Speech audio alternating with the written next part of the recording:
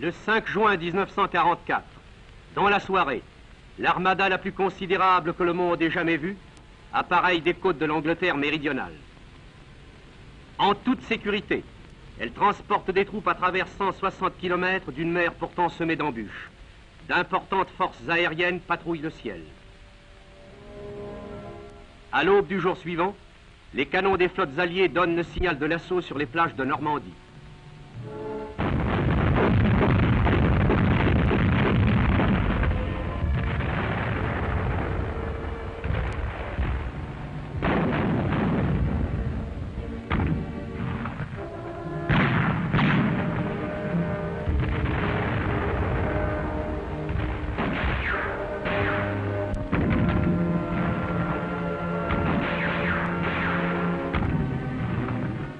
L'armée s'empare de ces plages et déferle vers l'intérieur. Mais le gigantesque problème des transports et des approvisionnements reste à résoudre. Pour ceux qui ont mis sur pied ce débarquement, on ne pouvait le résoudre qu'en s'emparant d'un port dès les premiers jours de la campagne. La côte française offre un bon nombre d'excellents ports. Boulogne, Le Havre, Cherbourg, pour ne citer que cela. Ce sont les traditionnelles voies d'accès au continent. Mais les Allemands le savent. Qui tient les ports, ont-ils l'habitude de proclamer, tient l'Europe. Aussi accroissent-ils leur protection contre des attaques par mer et par terre.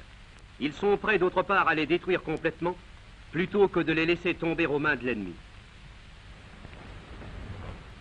Enfin, ils pensent qu'avant d'avoir pu s'en emparer, les assaillants seront coupés par suite d'un changement de temps de leur allié, l'Allemand et les conditions atmosphériques.